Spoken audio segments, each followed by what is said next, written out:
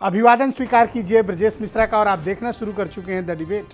बहनों भाइयों, ऐसा लगता है कि चुनाव के सीजन में मीडिया वालों को आयकर विभाग पर चर्चा करने के लिए एक विशेष पैनल अब हर सप्ताह बनाना पड़ेगा, क्योंकि आयकर विभाग उत्तर प्रदेश में चुनाव आते ही ताबड़तोड़ छापे उसने शुरू कर दिए हैं। आज उत्तर प्रदेश में समाजवादियों पर बम्पर छापे पड़े और समाजवादी पार्टी से जुड़े हुए तमाम लोगों के घरों, उनके दफ्तरों पर, उनके प्रीमाइसेस पर, उनकी फैक्ट्री इंडस्ट्रीज पर ताबड़तोड़ बम्पर छापेमारी करीब 50 जगहों पर चली। तकरीबन 300 से ज़्यादा अधिकारी कोरोना टाइम में समाजवादियों के घर पर चढ़ गए और लगातार छापेमारी का क्रम इस वक्त जारी है जब मैं आपके साथ डिबेट कर रहा हूं। क्या ये छापे राजनीतिक हैं या ये छापे वाकई में टैक्स चोरी से रिलेटेड हैं? लेकिन समाजवादी पार्टी और वक्त ऐसा बता रहा है कि ये छापे राजनीतिक हैं और इस छापों के जरिए समाजवादियों को कार्नर करने की कोशिश है, ऐसी चर्चा है। अखिलेश यादव ने आज प्रेस कॉन्फ्रेंस करके बेहद गंभीर आरोप लगाए हैं। आप मेरे जो पीछे सज्जन देख रहे हैं, ये असली पुष्पराज जैन है। इनका नाम है पंपी जैन। नाम फिर सुन लीजिएगा, इनका नाम है पुष्पराज जैन उर्फ पंपी जैन, नॉट पम्मी। ये पंपी जैन है। ये एमएलसी हैं समाजवादी पार्टी के और सपा के पुराने नेता हैं और इत्र के बहुत बड़े कारोबारी हैं। देश विदेश में इनका इत्र बड़ा मशहूर है। इत्तेफाक की बात यह है कि ये इन पर छापा पड़ना था 10 दिन पहले, लेकिन इनके चक्कर में पड़ गया पीयूष जैन के घर छापा। तो इस चक्कर में ये पुष्पराज जैन भी फेमस हो गए और पीयूष जैन भी फेमस हो गए। तो हम डिबेट के इस पहलू पर तो आगे भी चर्चा करने वाले। बहनों भाइयों, चुनाव में जब बहुत थोड़ा वक्त बचा है, उस वक्त अब उत्तर प्रदेश में आयकर विभाग ने ताबड़तोड़ कार्रवाई शुरू कर दी है। विशेष तौर पर पॉलिटिकल रेड्स प्रारंभ हो गई हैं और ये रेड समाजवादी पार्टी के नेताओं पर पड़ रही है। दूसरा क्रम ऐसा है, इसके पहले आपने देखा होगा कि पिछले सप्ताह समाजवादी पार्टी के नेताओं पर और उनके कार्यकर्ताओं पर और उनके फाइनेंस से जुड़े हुए लोगों के खिलाफ बड़ी व्यापक कार्रवाई की गई। उसके बाद अभी 10 दिन भी नहीं बीते थे कि अब पीयूष जैन के चक्कर में पम्मी जैन पर चढ़ गई आयकर विभाग की टीम।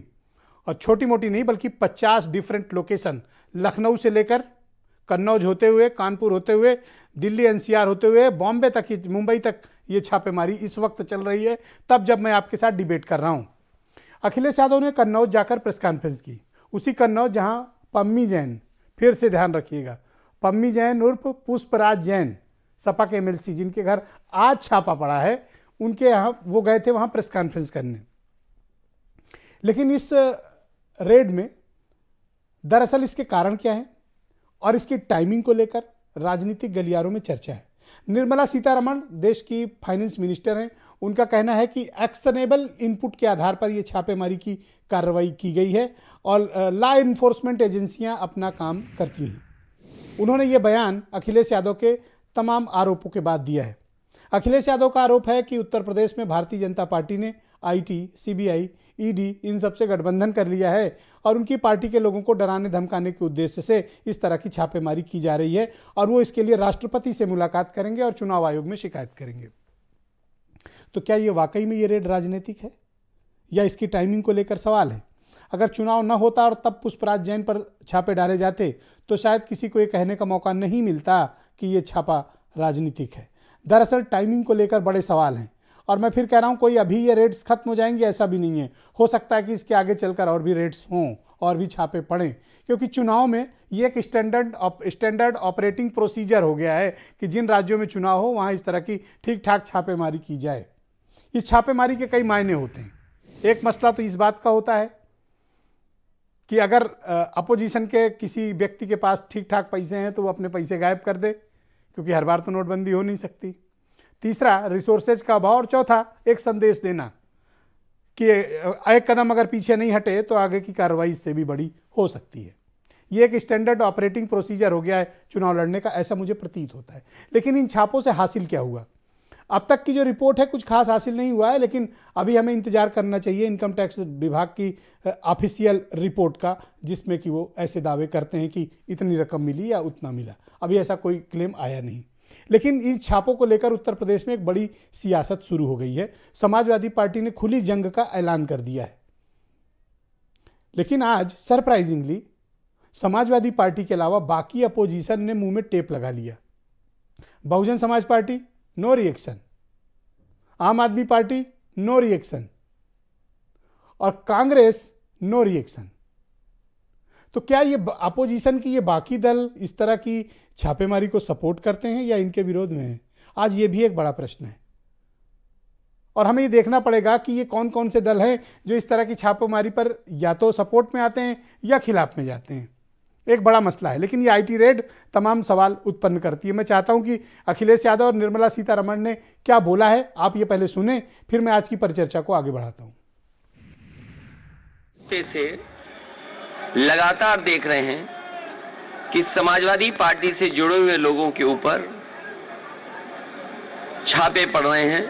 उनके जो सहयोगी संगठन हैं, इनकम टैक्स, ईडी, सीबीआई, इन्होंने गठबंधन किया है। हमने तो क्षेत्रीय दलों से गठबंधन किया है। आज जब रेडें डल रही है, उनके पेट में उबाल हो रहा है, उबाल हो रहा है। मित्रों, आपको तकलीफ है? भाई अखिलेश, आपको क्या तकलीफ? क्या तकलीफ?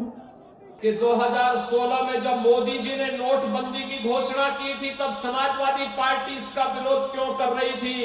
अब तो समझ में आ गया होगा, क्योंकि इनके घरों में नोट की गद्दी भरी हुई थी। जो भी इसके ऊपर टिप्पणी दे रहे हैं, मैं उनसे ये प्रश्न पूछना चाहती हूं, वो गए खाली हाथ आए क्या?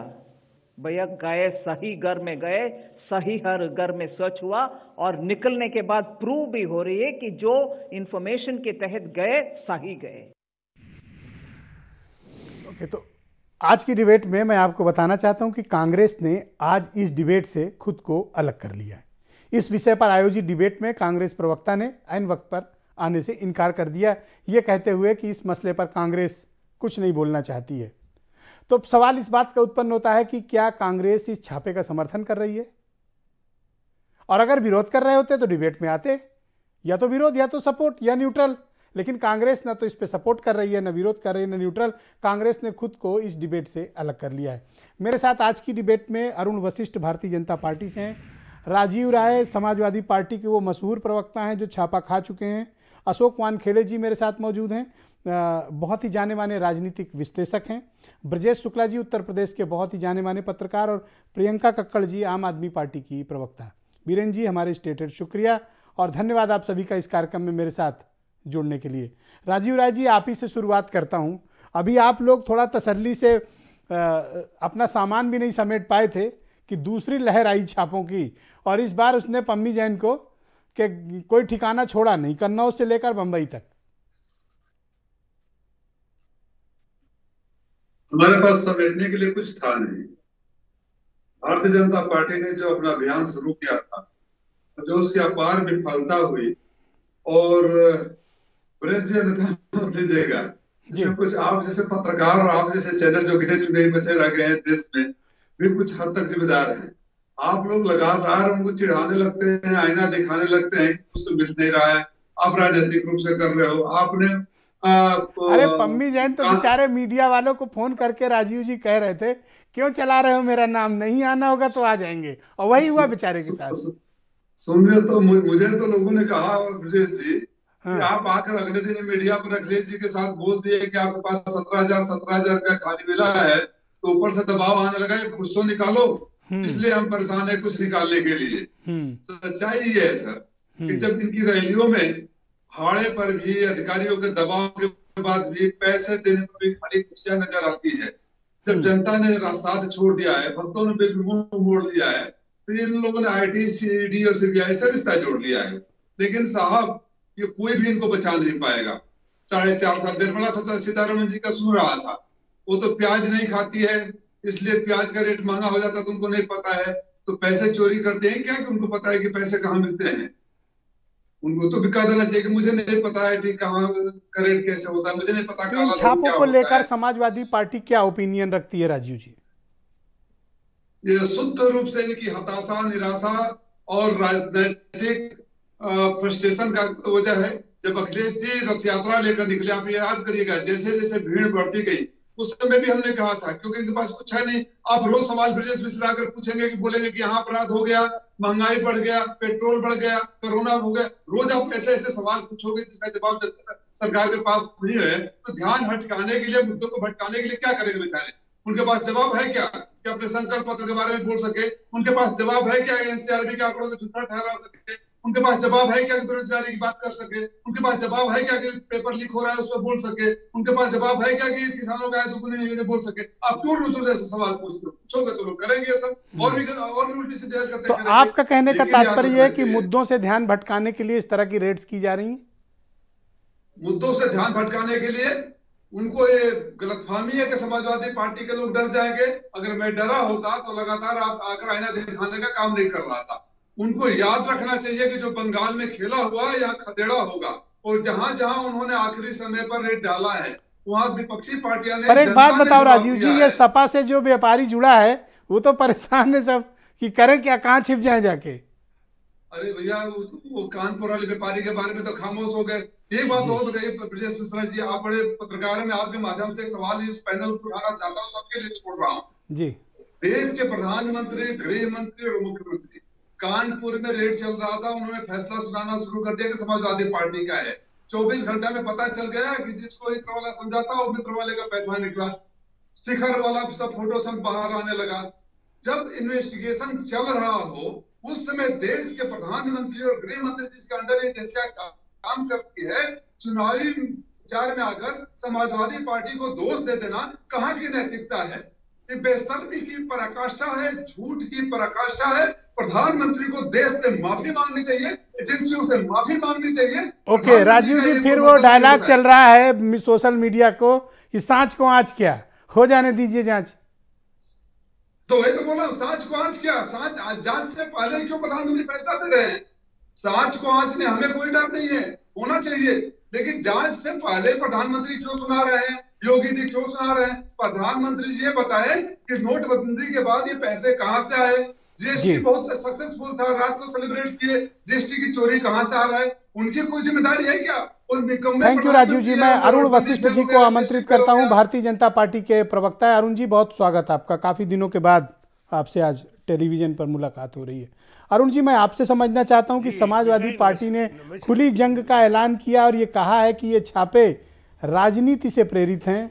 आईटी, सीबीआई और ईडी के साथ बीजेपी ने गठबंधन किया है और समाजवादी पार्टी के लोगों को डराने धमकाने के उद्देश्य से ये छापेमारी की जा रही है। मिश्रा जी नमस्कार। अभी आपके सवाल पर माननीय राजीव राय जी ने जो जवाब दिया है वो बड़ा कमज़ोर और लचर सा जवाब है। उनका ये कहना कि एक और कहते हैं समाजवादी पार्टी के लोगों पर ये छापे पड़ रहे हैं, और दूसरी तरफ उन्होंने इस बात का ये बात वो भूल गए कि प्रधानमंत्री जी, मुख्यमंत्री जी से पहले तुरंत रिएक्शन माननीय अखिलेश यादव जी का आया था। उन्होंने, जिसके पाँव पर पाँव पड़ता है तकलीफ उसे होती है, उनको जब लगा अगर उनके नहीं थे, उनके नज़दीकी नहीं थे, उनसे संबंधित नहीं थे, तो ये प्रतिक्रिया दूसरे दलों की तो आई नहीं थी, सिर्फ सपा की आई। दूसरा, इसकी टाइमिंग पर अगर किसी को तकलीफ है तो ये कोई सरकार के आदेश निर्देश पर हो रहा है। अरुण जी, मेरा एक बड़ा बेसिक प्रश्न है, मामला है। प्रश्न ये है कि अगर ये पैसा समाजवादी पार्टी का है, ये पैसा अखिलेश यादव का है, तो इन दोनों के खिलाफ अब तक कोई कार्रवाई किसी एजेंसी ने क्यों नहीं की? नहीं, हम अभी ये नहीं कह रहे पैसा किसका है, लेकिन ये जो जांच शुरू हुई वो अहमदाबाद में एक ट्रांसपोर्टर से शुरू हुई। उसके पास जो माल जो वो ट्रांसपोर्ट कर रहे थे उस पर वे बिल नहीं था, यानी वे बिल का मतलब जीएसटी के तहत जो माल का बिल जाना चाहिए वो बिना वे बिल के थे, और जो एंट्रियां थी वो फर्जी थी। कोई एविडेंस एक भी ऐसा है उसके बाद जो बताए कि जो पीयूष जैन के घर पैसे 200 करोड़ मिले वो समाजवादी पार्टी का है या अखिलेश यादव का है? कोई लिंक, कोई एविडेंस है इसका? ये नहीं, मैं दूसरी तरीके से कहता हूं कि ये पीयूष जैन को साबित करना है कि ये पैसा उनके व्यापार का है, हवाले का है, किसी और व्यक्ति का है, इस पर वो जानकारी देंगे।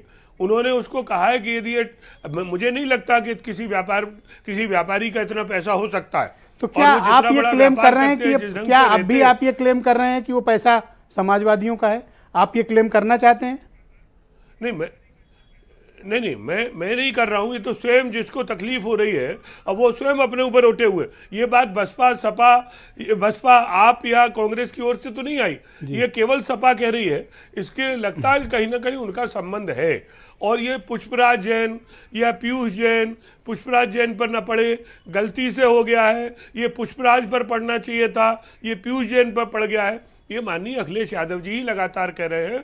और देश की जनता तक ये साफ संदेश गया है कि ये जो पैसा व्यापारी पीयूष जैन के यहाँ है, हो सकता है उसके व्यापार का न हो, किन्हीं और राजनीतिक दल का, किसी राजनीतिक व्यक्ति का, या राजनीति में उपयोग आने वाला ये धन हो जो पीयूष जैन। सर, उसके लिए आपके पास इनकम टैक्स डिपार्टमेंट है, इन्फोर्समेंट डायरेक्टोरेट है, आपके पास और भी तमाम एजेंसीज हैं। अगर इतनी बड़ी तादाद में कैश मिला है तो मैं मानता हूं कि ऐतिहासिक और बहुत बड़ी कठोर कार्रवाई होनी चाहिए थी।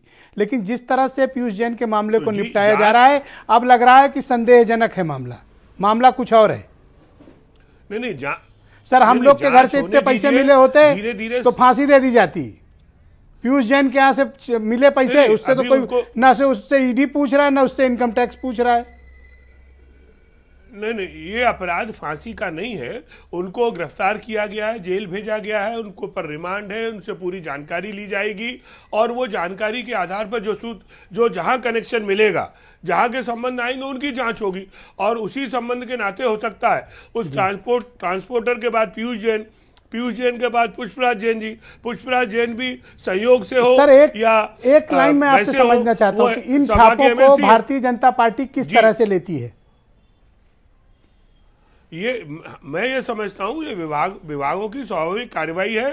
समय जो लग रहा है उससे हो सकता है किसी को संदेह हो, लेकिन ये जीएसटी इंटेलिजेंस की कार्रवाई है। Thank you sir. उसको लगा कि जीएसटी की भारी मात्रा में चोरी हो रही। जी शुक्रिया। प्रियंका कक्कड़ मेरे साथ मौजूद है, आम आदमी पार्टी की प्रवक्ता हैं। ये अकेली ऐसी प्रवक्ता हैं विपक्ष की जिन्होंने जोखिम मोल लिया इस डिबेट में आने का, क्योंकि कांग्रेस और बीएसपी इस डिबेट में नहीं है।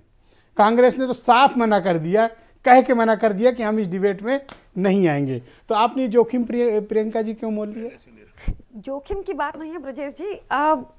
देखिए, डिस्क्लेमर पहले ही दे दूं, चाहे मंत्री सपा का हो, चाहे बीजेपी का हो, चाहे आम आदमी पार्टी का हो, चाहे कांग्रेस का हो, law should take its own course, इसमें कोई डाउट नहीं है मुझे। अगर उन्होंने कुछ गलती की है तो उनको सजा होनी चाहिए, उसमें कोई डाउट नहीं है मुझे। पर आप देखिए, बीजेपी का लॉ एंड ऑर्डर इतना कमजोर है कि उन्होंने पुष्पराज जैन जी को भी इतना समय दे दिया कि अगर कुछ हो भी तो उन्होंने अब तक समेट लिया होगा। जैसा आपने बताया कि वो लगातार फोन करते रहे मीडिया चैनल 10 दिन से सबसे बेचारे कह रहे थे तो बताइए, चलाओ मेरा नाम आ जाएंगे। तो बड़ी सिंपल सी बात है, 10 दिन तो आपने उनको समेटने को ही दे दिया, तो क्या मिलेगा? चक्कर में जो ना हो जाए जी। तो अब तो वो, अगर वो इंटेलिजेंट आदमी हैं, अपना काम करते हैं, तो अब तक तो समेट भी चुके होंगे अगर कुछ होगा तो ये मैं इसको सिर्फ राजनीतिक ही मानती हूँ। इसमें देखिए, एक चीज मैं और कहना चाहूंगी कि इंडिया में हाईएस्ट रेट ऑफ ब्राइबरी है, ऐसी रिपोर्ट स्टडीज हैं एशिया के अंदर, और कन्विक्शन रेट सिर्फ 19% है करप्शन चार्जेस में। अब ऐसा क्यों है ब्रजेश जी? आप सच दिखाते हैं तो आपके ऊपर रेड पड़ गई। आम आदमी पार्टी डेवलपमेंट का काम करती है तो कैलाश गहलोत जी के ऊपर रेड पड़ गई, अरविंद केजरीवाल जी के ऊपर रेड पड़ गई, मनीष सिसोदिया जी के ऊपर रेड पड़ गई।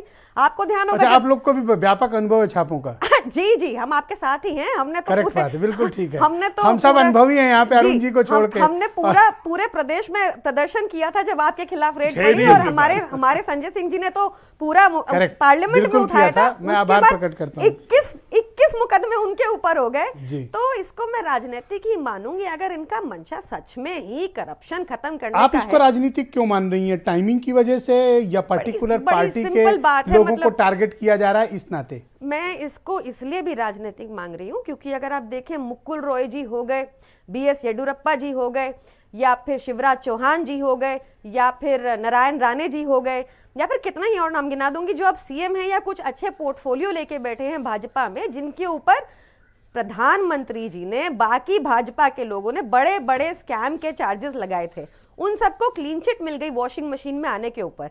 आज पुष्पराज जी 200 करोड़ दे दे इलेक्टोरल बॉन्ड की तरह, जो एक लीगलाइज्ड मैकेनिज्म भाजपा ने इंट्रोड्यूस किया है, एक 200 करोड़ की डोनेशन दे दे इलेक्टोरल बॉन्ड के जरिए, उनका नाम कल साफ हो जाएगा। वैसे मुझे लगता है उनको जरूरत नहीं पड़ेगी क्योंकि उनको 10 दिन का समय मिला था।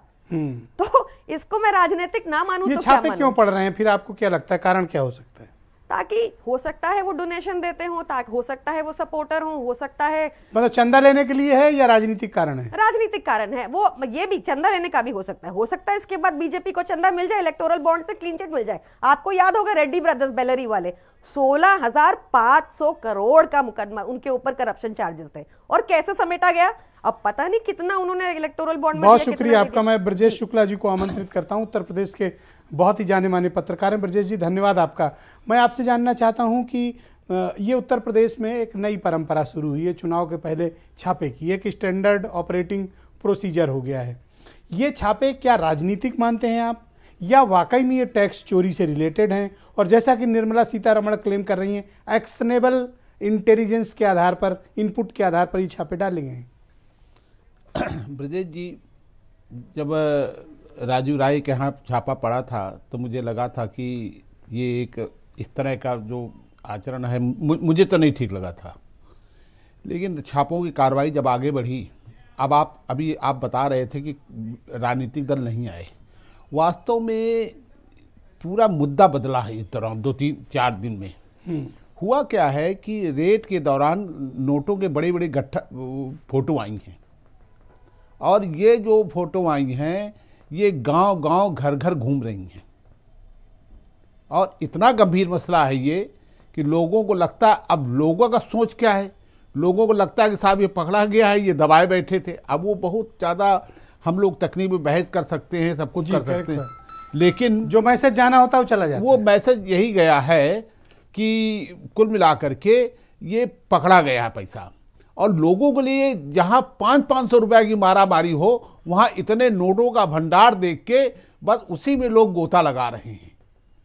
तो राजनीतिक दल, जो अन्य राजनीतिक दल है, इसको चिमटे से भी नहीं छूना चाहते कि खामखा ये जो चौपालों में चर्चा हो रही है, अलाव में चर्चा हो रही है, हर जगह एक दूसरे को मैसेज भेजे जा रहे हैं, लोग कह रहे हैं कि साहब हमारे तो क्या मैं मानूं कि कांग्रेस इन छापों को सपोर्ट करती है अगर उस डिबेट में आने से मना कर रहे हैं? तो ब्रजेश जी, सपोर्ट नहीं करती है, हमें नहीं लगता कि सपोर्ट करेगी, और सपोर्ट करना चाहिए उसे, लेकिन वो इस आग में अपना हाथ नहीं डालना चाहती है। ओके, इसलिए नहीं डालना चाहती कि आप यदि हम देखेंगे जाके लोगों के बीच, तो आप किसी को ईमानदारी का चोला पहनाए तो कब विश्वास करते हैं लोग। आप कहते हैं बहुत बड़ा वो, तो उस पर बड़ा ढोल पीटा जाने लगता है। इसको हम ऐसे भी तो समझ सकते हैं कि उत्तर प्रदेश की लड़ाई बीजेपी अलायंस और समाजवादी अलायंस के बीच सिमटती जा रही है। हाँ, इस बात का एहसास बीएसपी और कांग्रेस को हुआ होगा कि ये तो आपस में ही खेल ले रहे हैं। ये तो हो सकता है कि डिस्टेंस बनाने के लिए भी हो सकता है। नहीं, ये मैं आपसे पहले भी कह चुका हूँ समाजवादी पार्टी की स्थिति के बारे में कि वो बीजेपी को टक्कर दे रहे हैं, और वही एक ऐसे हैं। वैसे बसपा को मैं बिल्कुल बार बार कहता हूँ, बसपा को आप बिल्कुल किनारे नहीं कर सकते हैं, लेकिन समाजवादी पार्टी लेकिन बीएसपी थोड़ा सेफ प्ले कर रही है, उसमें चल रही है। अब ये जो मुद्दा बना है, ये मुद्दा इसको यहाँ बैठ के नहीं अंदाज लगाया जा सकता। हम जब कलम क्षेत्र गए थे, कल मथुरा की तरफ हम थे जी, तो तब मुझे लगता है कि साहब क्या मुद्दा बदल रहा है, क्या मैं सोचने लगा कि क्या मुद्दा बदल रहा है क्या। ये समाजवादी पार्टी जो आज आक्रामक हुई, इसके पीछे कारण? आक्रामक इसलिए हुई क्योंकि ये जो अभी तक तो पीयूष पहले वाले छापे में उतने अग्रेसिव नहीं, पीयूष जैन का उनसे कोई वो नहीं था। ओके, एक मन मतलब ये बात ये था, पीयूष जैन ठीक है, पीयूष जैन आया, हंगामा हुआ, और उसके बाद सारा मामला जो है वो हो गया कुल मिलाकर के वो।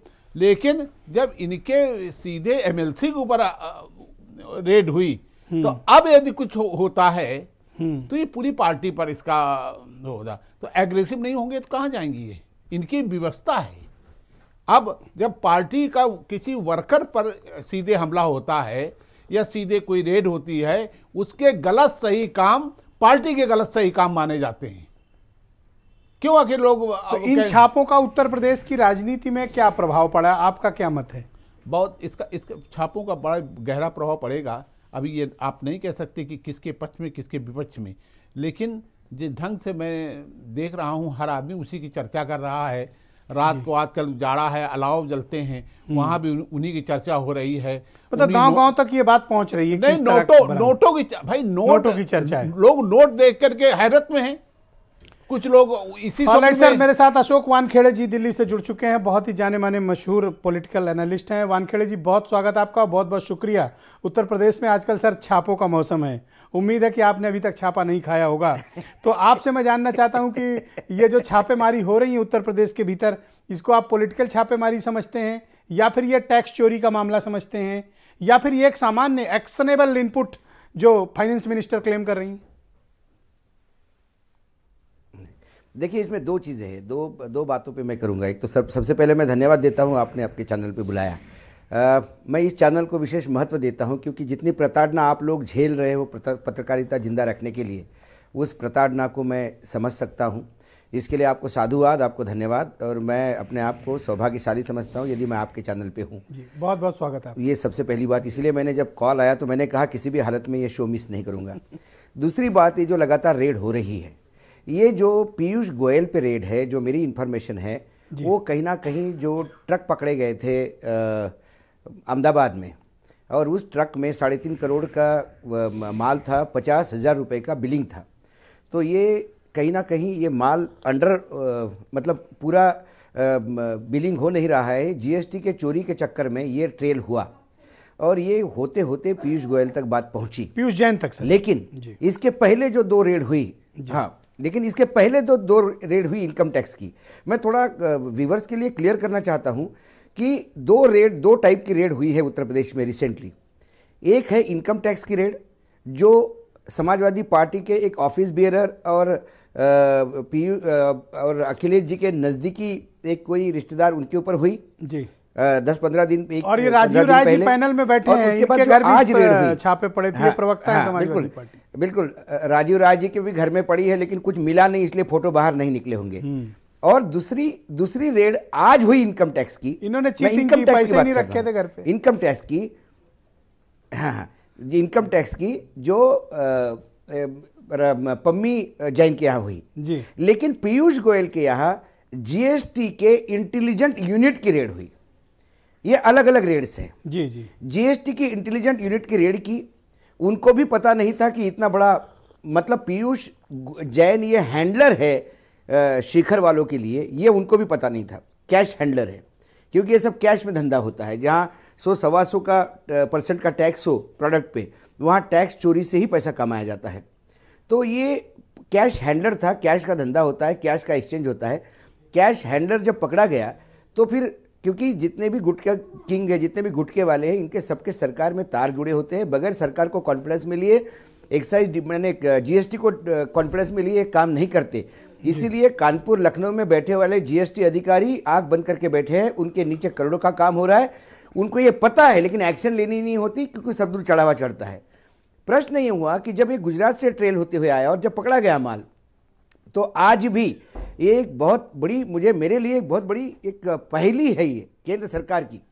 क्योंकि कोई भी जांच एजेंसी यदि कहीं रेड करती है, उसके बाद यदि कैश मिलता है तो वो तुरंत इनकम टैक्स डिपार्टमेंट को इन्वॉल्व करते हैं। यदि गोल्ड मिलता है तो ईडी इन्वॉल्व होता है।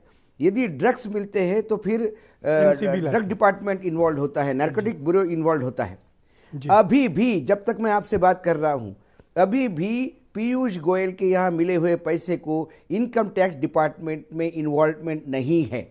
जीएसटी डिपार्टमेंट इस बात का उत्तर दे सकती है कि इन्होंने क्यों पीयूष गोयल के यहाँ इनकम टैक्स को इन्वॉल्व नहीं किया। क्या कुछ तोड़ पानी या सेटलमेंट की बात हो रही थी? दूसरी बात, जब पीयूष गोयल को कोर्ट में जब पीयूष जैन नाम के सामने पेश किया, पीयूष जैन जी, हाँ, जब उसको जैन साहब को जब पेश किया कोर्ट में, तो उसको जुडिशियली कस्टडी मिल जाती है, लेकिन उसको रिमांड के लिए डिपार्टमेंट बोलता नहीं। मतलब उन्होंने जब उनको अरेस्ट किया, जो उन्होंने बोला, लिख के दिया, वो डिपार्टमेंट ने माना। यही मान के चले, डिपार्टमेंट को और क्वेश्चन करने की जरूरत नहीं है, इसलिए उसको रिमांड नहीं माना, उसको जुडिशियली कस्टडी पे जाने दिया। और उसके बाद एक खबर आती है कि 50 करोड़ रुपए टैक्स जमा करके शायद उनको छोड़ा जाएगा। ये खबर बाद में जीएसटी इसको बोलती है कि ये खबर गलत है, लेकिन कुछ ना कुछ आग लगी हुई थी, तभी धुआं निकला। कुछ सेटलमेंट चल रहा था, लेकिन ये इतना हाई प्रोफाइल केस हो गया है, ये एक बात है। इसके 2-3 पहलू, जो पहला पहलू मैंने बताया इनकम टैक्स और जीएसटी के रेड कैसे अलग अलग, उसके बाद जब ये कैश के फोटोग्राफ्स होते हैं, किसी भी रेड में कोई भी रेड हो उसके फोटोग्राफ लीक करना, उसका इंफॉर्मेशन लीक करना, ये गैर कानूनी है और गुनाह है। लेकिन ये इतना बड़ा कैश का फोटोग्राफ जब बाहर लीक हुआ तो इसे सीधा समाजवादी पार्टी से जोड़ा गया और यहां से राजनीति शुरू हुई। जीएसटी के इस रेड में, मैं इनकम टैक्स की नहीं बात कर रहा हूं, जीएसटी की इस रेड में राजनीति ये शुरू हो गई कि हमारे देश के जो सर्वोच्च नेता है, जो हमारे अभिभावक है प्रधानमंत्री नरेंद्र मोदी जी, जिनके पास सूचनाओं का भंडार होता है और इतनी सूचनाएं होती है कि वो पायलट को बता देते हैं कि कैसा रडार से छुप के जाना, बादलों से छुप रडार जा सकते हो। इतना ज्ञाता आदमी ये नहीं समझ पाया कि इत्र किसी और ने लॉन्च किया, पैसा किसी और के यहाँ पकड़ा गया। लेकिन बड़ा फोटोग्राफ रिलीज करने से लगता है कि इसमें राजनीति घुस गई। उसके बाद जब आप कैश के फोटोग्राफ रिलीज करते हो और जब रेड होती है तो ये बट नेचुरल विरोधी पार्टियों पे ही रेड होती है, कोई अपने पे तो रेड करने से रहा। तो एक पहला मैसेज ये गया पूरे उत्तर प्रदेश, पूरे देश में कि ये पैसा समाजवादी का है। और उसके बाद उसको समाजवादी इत्र से जोड़ के इन्होंने इस बात को कंफर्मेशन करने का प्रयास किया कि ये समाजवादियों का पैसा है। सर थोड़ा वक्त का अभाव है, दो बातें मैं नेक्स्ट राउंड में आपकी बाकी बातों को सर सम्मिलित करने की कोशिश करूंगा। मैं वीरेंद्र जी आ गए हैं, मेरे साथ परिचर्चा में जुड़ चुके हैं। वीरेंद्र जी, आज भी छापेमारी का सिलसिला चल रहा है। अखिलेश यादव का आरोप है कि ये राजनीतिक उद्देश्य से छापेमारी की जा रही है। मैंने अभी फाइनेंस मिनिस्टर को सुना, उन्होंने कहा एक्शनेबल इनपुट के आधार पर ये छापेमारी की गई। ब्रजेश जी, छापा उत्तर प्रदेश में चुनाव के दौरान कहा जाए तो ये एक लगातार प्रक्रिया बन गया है। आज 31 दिसंबर है, साल का समापन हो रहा है। जैन साहब लोगों ने सोचा रहा होगा कि नए साल में कुछ जश्न फश्न मनाएंगे, कुछ खाए पिएंगे, लेकिन ये इनकम टैक्स वालों ने घर में कैद कर दिया। हमारे एक साथी थे, कल कह रहे थे कि नए साल पे आपका आशीर्वाद चाहता हूँ, सोच रहा हूँ इत्र का व्यापार शुरू कर दूँ। आज वो फिर डर गए, बोले यार इत्र के काम में बड़ा खतरा है साला। ये छापा इनकम टैक्स जीएसटी वाले लगातार निगाह रखते हैं, बड़ी मुसीबत आ जाएगी अगर ये व्यवसाय शुरू किया। और आप देखिए कि ये समाजवादी इत्र इतना बवाल बना कि कितना जैन निपट जाएंगे इसमें, एक पम्मी जैन के चक्कर में, इसकी कोई गिनती नहीं है। और ये इत्र अभी तक न इसको कहीं बाजार में आया, न किसी ने लगाया। पता नहीं कौन सा इत्र बना था समाजवादी इत्र के नाम पर, खाली हम लोगों ने फोटो देखा उसका, ये इत्र का आता पता नहीं है। लेकिन छापा धकाधक चल रहा है। अब इस छापे से आप इत्र के चरित्र को देखिए कि ये खाली विपक्षी लोगों पर इत्र जो ये है ये छापा पड़वा रहा है, उसी से बदबू आ रही, नोट बरामद हो रही है जी। कि क्या भाजपा में भी कुछ लोग इत्र का व्यवसाय करते हैं। वैसे भी इनकम टैक्स की रेड का देखिए मोटा माटी ये हिसाब किताब है कि ये लोग ज़्यादातर 24 घंटा में 8 घंटा तो सब छानबीन कर लेते हैं, 8 घंटा इनका सोने में चला जाता है और 8 घंटा इनका खाना पीना चाय पानी नाश्ता में गुजरता है। बाकी आपका अनुभव तो बड़ा विराट है इनकम टैक्स के बारे में। मैं तो कहता हूँ राजीव राय से ज़्यादा सीनियर हैं आप इस काम में। ब्रजेश जी, ये छापा मारने वाले भी आज पछता रहे हैं, क्योंकि इनके बीवी बच्चे भी गाली दे रहे हैं कि 31 दिसंबर की रात थी कि पापा घर पे रहते, अफसर थे, तमाम होटल फोटल वाले परिचित रहते हैं, निःशुल्क व्यवस्था रहती, तमाम आसपास आता, बच्चे घूमते खाते फिरते, ये साला छापम बजा दिया और पूरा 24 घंटा 40 घंटा 72 घंटा बर्बाद हो जाएगा। तो जो छापा पड़ रहा जिन पर वो भी नहीं खुश है और छापा मारने वाले भी शायद खुश नहीं होंगे। लेकिन नौकरी है, मजबूरी है। हमारे यहाँ कहा जाता है कि जनता टैक्स देती है, खुशी से देती है, टैक्स देने में उसको कोई परेशानी नहीं है। लेकिन तकलीफ तब होती है कि जब हमारे ही टैक्स से वेतन पाने वाला अधिकारी हमारी नहीं सुनता है, जब वो घूस भास मांगता है। तो ये बड़ी समस्या है, बड़ी विचित्र स्थिति है। छापा तो पड़ रहा है, लेकिन जो लोग बड़े लोग हैं वो दिवालिया होकर विदेश में बस जाते हैं। जो किसान हैं उनका सरकारें कर्जा माफ कर देती हैं। लेकिन जो मिडिल क्लास है वो टैक्स पे टैक्स भरता रहता है, उसको कहीं पर कोई राहत नहीं मिलती। आप देखिए कि कांग्रेस आज डिबेट से भाग गई। वो इसलिए कि ये बीजेपी आज जो कर रही है ये सब सिखाया उसको कांग्रेस ने ही है। बस अंतर इतना है कि कांग्रेस नाखून काटती थी, ये हाथे काट डाल रहे हैं। बात इतनी है। आप उत्तर प्रदेश में जब तक चुनाव होगा तब तक छापों के लिए तैयार रहिए, लेकिन ये छापा राजनीतिक रूप से बीजेपी और समाजवादी पार्टी दोनों को लाभ दे रहा है। बीजेपी के समर्थक इस बात से खुश हैं कि जो पैसा खूब निकल रहा है इस पर सपा पे आरोप लगा दो। अखिलेश यादव और उनके लोग ये बात कह रहे हैं कि हमारे साथ अन्याय हो रहा है। राजीव राय बैठे हैं। राजीव राय कोई उद्योगपति नहीं है, लेकिन इनके ऊपर भी छापा डाला गया क्योंकि ये बेबाकी से बोलते हैं। इस देश में, इस प्रदेश में चुनाव का वक्त नाजुक है, सबको संभल के बोलना पड़ेगा, क्योंकि सरकार के पास बड़ी ताकत होती है। तो टैक्स अगर कोई ज्यादा दे रहा है तो इसका मतलब नहीं है कि ज्यादा बोलेगा। जी वीरेंद्र जी, उसको संभल के बोलना पड़ेगा।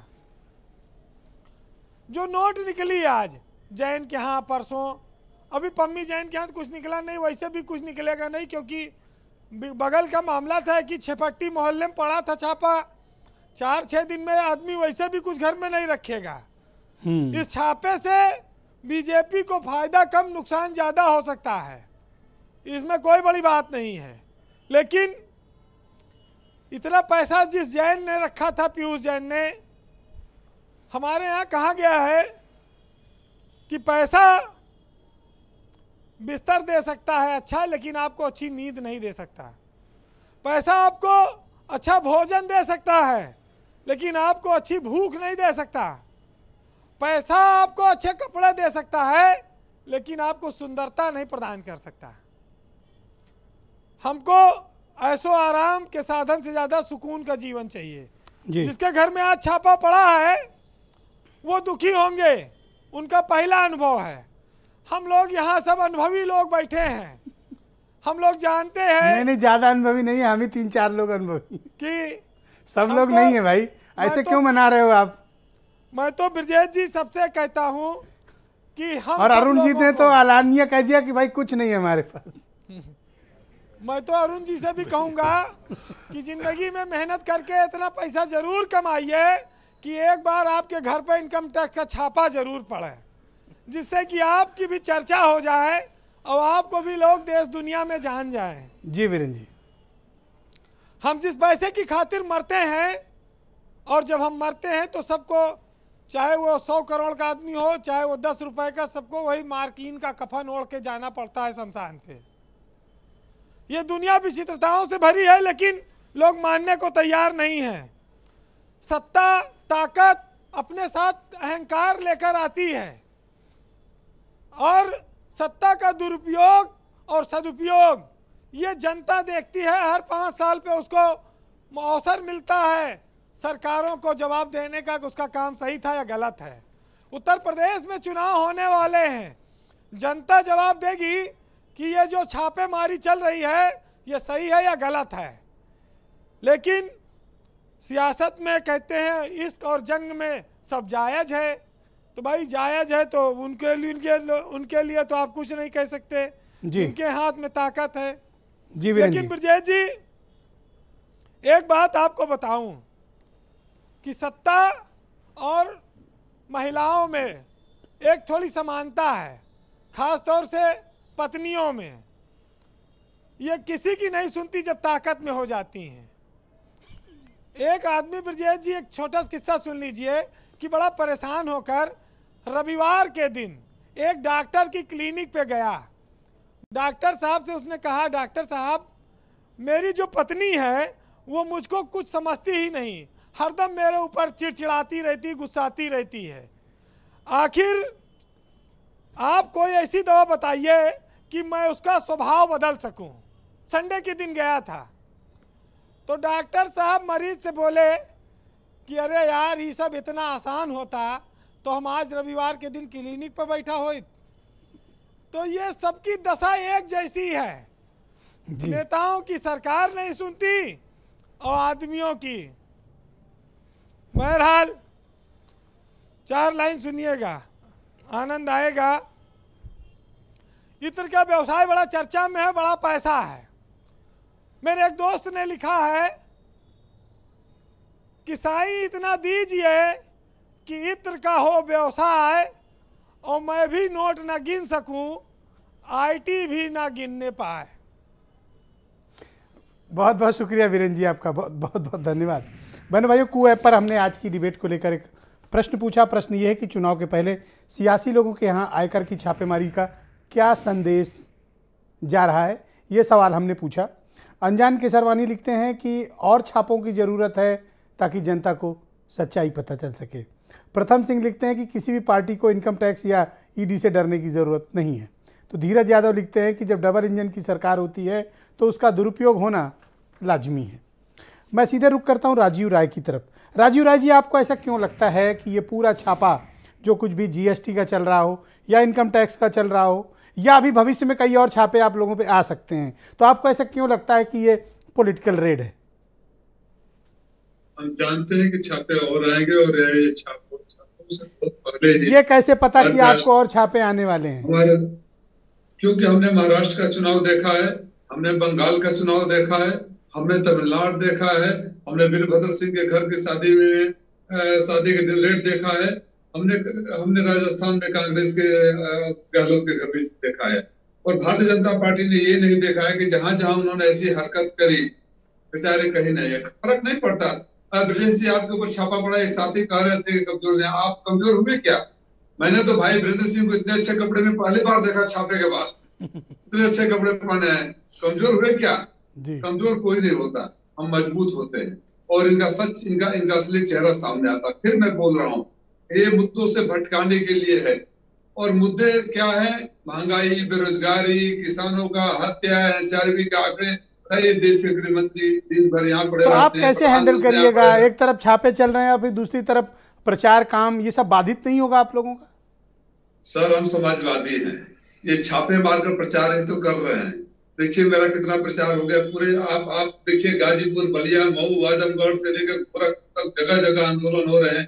मेरे समाज के लोग, हम तो समाजवादी है, लेकिन भूमिहार हर जगह जिलाधिकारी का घेराव करके ज्ञापन दे रहे हैं। इनके पैरों तले जमीन खिसक गई है, पछता रहे हैं कि राजीव राय के ऊपर छापे मरवाए। विनाश काले विपरीत बुद्धि, ये फिर से मैं इनको बोल रहा हूँ। आदरणीय अरुण वशिष्ठ जी कह रहे थे, वरिष्ठ भी हैं, ये तो बाद में पता चलेगा पैसा किसका है। बताइए, अरुण जी जैसे सभ्य आदमी को पता है कि बाद में पता चलेगा। माननीय प्रधानमंत्री को नहीं पता है, जिसको ये पता चल जाता है कि नाली से गैस निकालकर चाय बना सकते हैं, जिसको ये पता चल सकता है कि गुरु गोविंद, गुरु नानक और कबीर एक साथ बैठते हैं, उनको ये नहीं पता कि जांच के बाद पता चलेगा। तो ये मेंटल इम्बैलेंस। ये क्या आप लोगों के मनोबल पर कोई फर्क पड़ा इससे? साहिल के सुकून से इनकार किसको है, लेकिन तूफानों से लड़ने का मजा ही कुछ और है।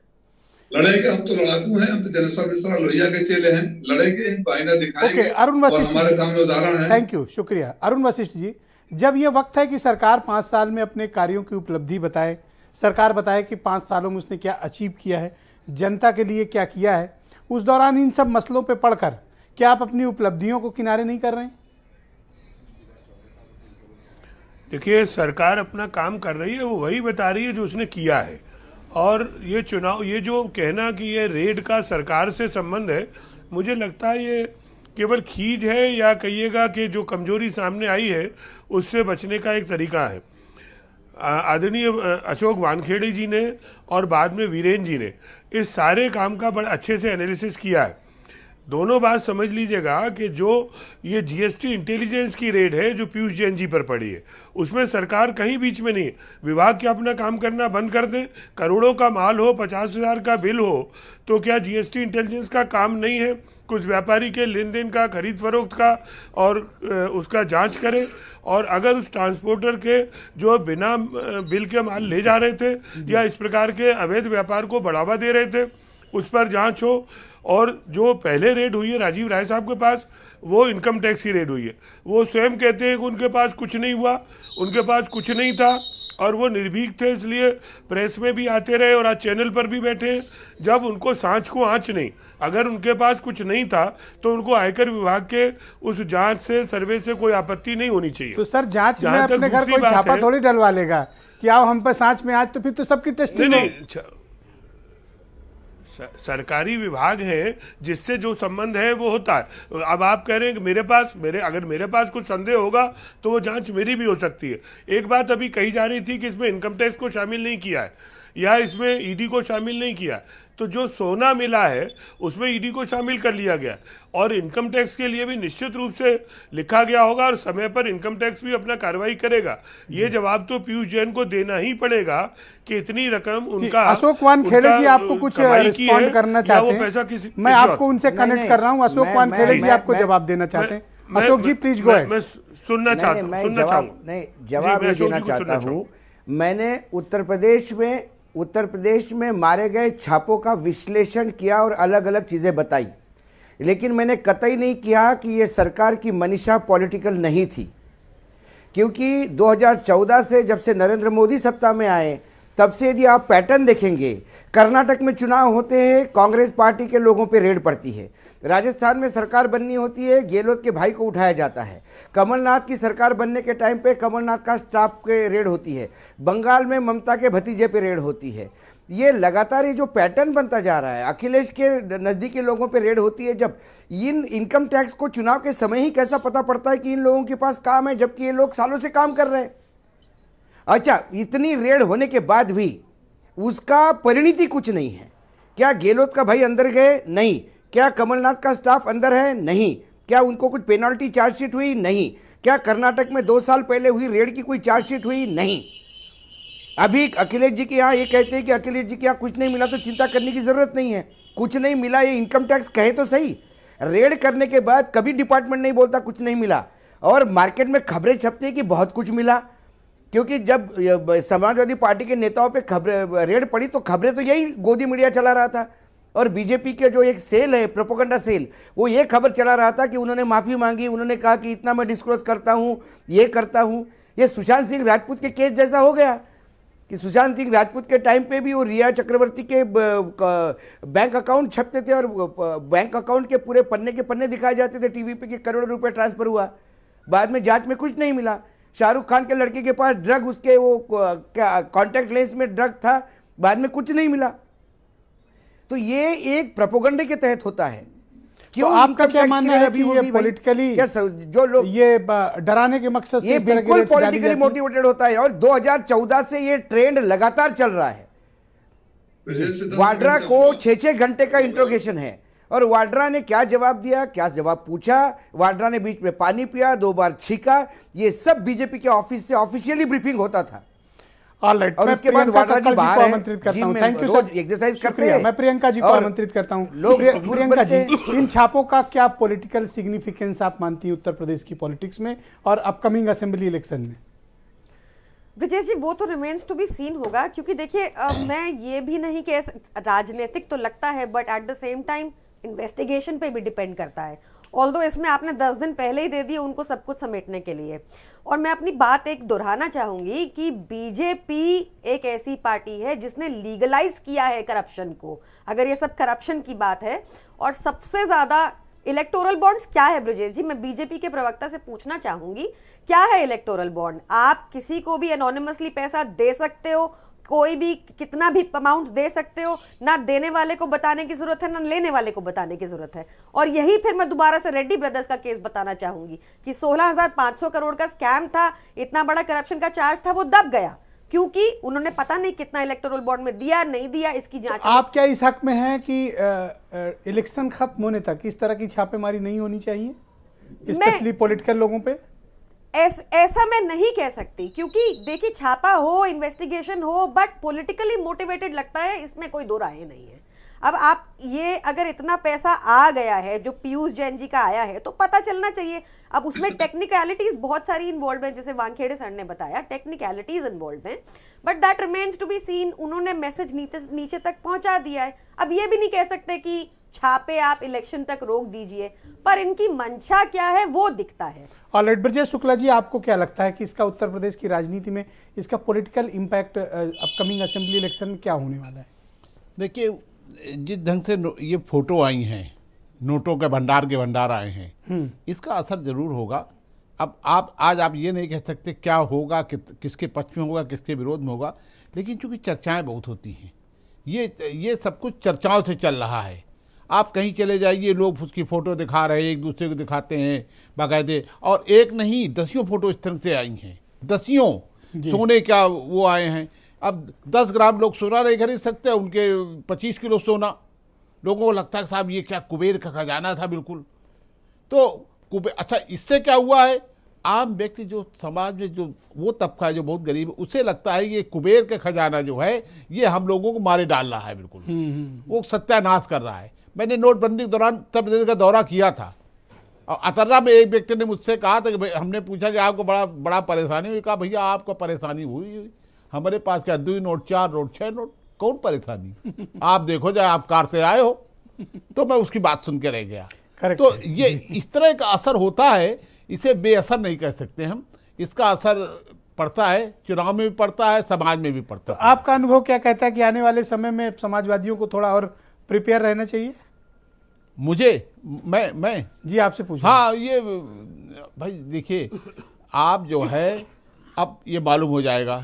अब इतने 10 दिन बाद उन्होंने छापा डाला है आके, पहले उनका निकला, अब वो चिट्ठा चलता रहा। अब वो पुष्पराज जैन अपनी सफाई दे रहे थे, सबको आवाज उन्हीं के ऊपर हो गया। तो अब इस ढंग से ये क्रम, अब वो कह सकते हैं कि साहब इतना बड़ा, चूंकि पड़ोसी हैं जी, इतना बड़ा भंडार राजीव राय कुछ कहना चाह रहे थे उस वक्त, बीच में बात चल रही थी अशोक जी से। राजीव जी अपनी बात रखें आप, go ahead please. Sir 10 second में खाली बात अरुण जी से, जो अरुण जी एक्सप्लेनेशन दे रहे थे जीएसटी वाला। अरे माननीय अरुण जी, हमने कब कहा कि जीएसटी वाले का चोरी में छापा नहीं पड़ना चाहिए, रोकना नहीं चाहिए? हमें तो आपत्ति ये है कि जो आज आप कह रहे हैं जांच पर पता चलेगा, कल दूसरे प्रवक्ता भी बोल रहे थे कि जांच का विषय जो मेरे साथ पैनल पर थे, तो ये ज्ञान आप लोग, ये सलाह अपने प्रधानमंत्री और गृह मंत्री को क्यों नहीं दे देते हैं?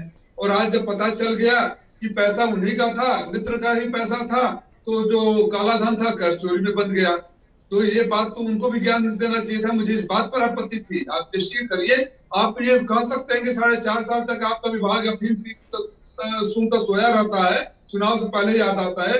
आदरणीय ब्रजेश शुक्ला जी की आप बात सही है उस हद तक कि नोटों को सर्कुलेट करके भ्रम की स्थिति पैदा करने की कोशिश भारतीय जनता पार्टी करेगी, लेकिन अब जनता जागरूक हो चुकी है। अगले दिन से जिस तरह से इन्होंने यू टर्न लिया है और लोगों को शिखर के बैनर तले मोदी जी का फोटो दिखाया है, संदीप पात्रा का फोटो दिखाया है, और जिस तरह से कहा गया है कि कर चोरी है, गांव-गांव में चर्चा होने लगी है कि भारतीय जनता पार्टी वाले गलती से अपने जाल में फंस गए, पैसा तो उन्हीं का था।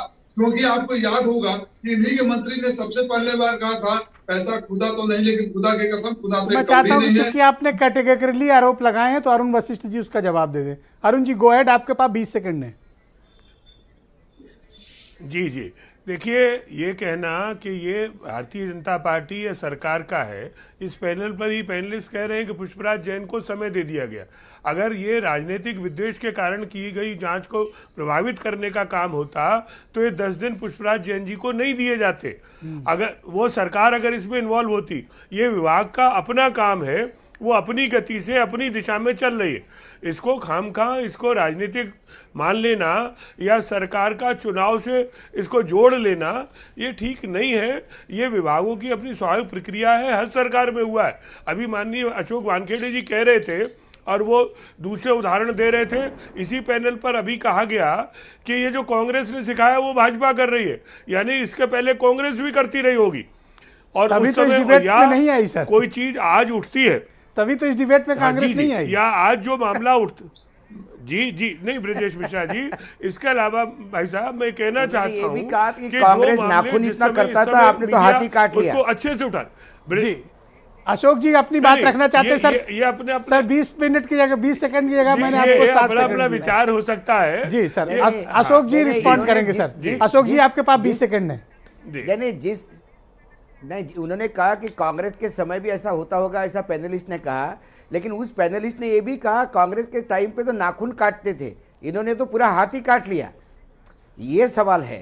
एजेंसियों का सब यूज करते थे, लेकिन घनघोर और अति ज्यादा उपयोग ये तो 2014 से ही देखा हमने इतने चुनाव में लगातार इनकम टैक्स और एजेंसी एक्टिव होती हुई चुनाव के समय कभी नहीं देखा। इतने सालों से हम भी देख रहे हैं, एक आध दो केसेस हो जाते हैं, लेकिन हर चुनाव हर जगह पे हर राज्य में ये क्या है ऐसा? इससे क्या प्रभाव पड़ता है, इंपैक्ट क्या पड़ता है, आपका असेसमेंट क्या करता है? इसके पीछे थॉट प्रोसेस क्या है कि फला के घर जाओ छापा डाल दो, नहीं इसके घर जाओ छापा डाल, इसके पीछे की सोच क्या है? इंपैक्ट नहीं, इससे इंपैक्ट कुछ नहीं पड़ेगा सर। वोटर समझ गए हैं, 2014 से लेकर वोटर समझ गया है कि ये चुनाव होते से इनकम टैक्स भी आएगा। अब तो लोग पहले से ही बोलना शुरू हो जाते कि अभी तक इनकम टैक्स आया नहीं, क्या हुआ, अभी तक छापे पड़े नहीं, क्या हुआ? जी क्योंकि एक्सपेक्टेड है, शेर आया वाली बात हो गई है। अच्छा, आप लोग डरते नहीं हैं? कोई नहीं डरता सर। आज हमारे यहाँ पे भी कल हमको मालूम है सरकार के खिलाफ बोलना या सरकार को सवाल पूछना, आपके ऊपर केस हो सकता है, आपके ऊपर देशद्रोह से लेकर तमाम केसेस। आपको तैयार रहना पड़ेगा, राजनीति में तो तैयार रहना पड़ेगा। बहुत बहुत शुक्रिया, मैं आप सबका बहुत आभार प्रकट करता हूं। तो एक बेहद दिलचस्प मसले पर आप सबने अपनी अपनी डिफरेंट और शानदार ओपिनियन प्रस्तुत की। आप सबका बहुत बहुत धन्यवाद। और बहनों भाइयों, आप सबका भी बहुत बहुत शुक्रिया। आप चुनाव हैं तो एजेंसीज के भी छापे और उनके कारनामे ये भी हम आप तक पहुंचाते रहेंगे। बहुत शुक्रिया, धन्यवाद, नमस्कार।